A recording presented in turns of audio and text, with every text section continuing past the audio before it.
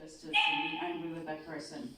You're saying, I want God to be merciful to me, and I'm going to forgive this person so that God can be merciful to them. But Our Lady says that everybody is going to come in front of her Son for the final judgment. So that's why you can let go anything that anybody does to you.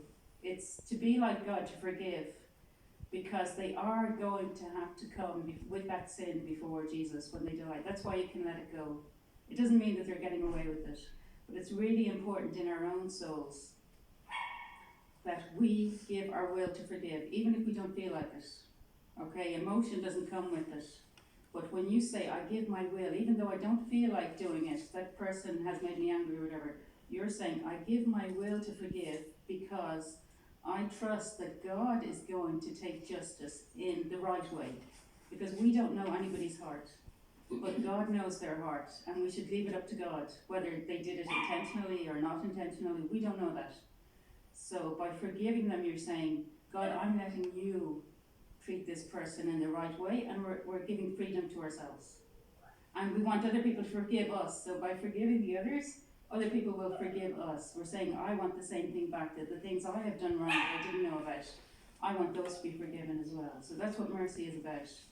I'm going to forgive the others because I want to be forgiven myself.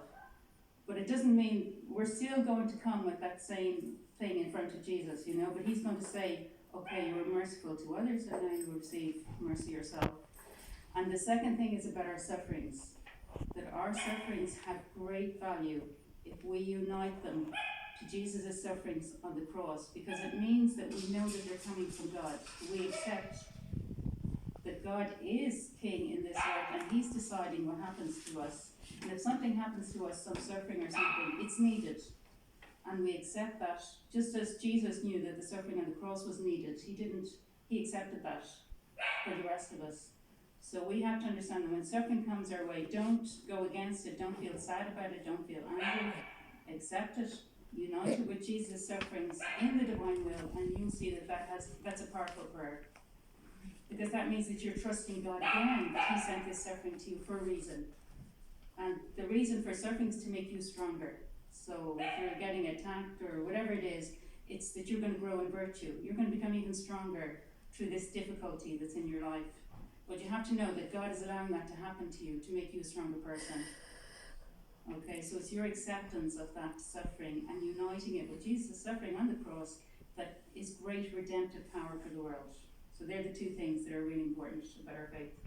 So we'll do our divine question. Sorry, I thought so what if you forgive somebody and you say to God, lift your hands up and say, I love them and I really forgive them, but they don't want to know you.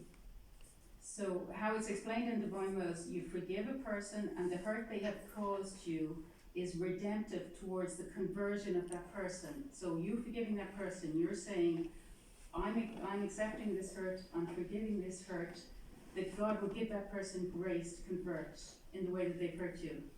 But you're not going to change that person. It'll come from God to change that person. So by you forgiving it, that's what you're saying is, I'm not going to be God in this situation. I trust that I'm going to let the real God do what's necessary here. And what's necessary is the conversion of the person that has hurt you. But you don't need to do anything. You just need to forgive that person. And that forgiveness goes towards the conversion of whatever is happening. That's how it's explained in the Holy Bible.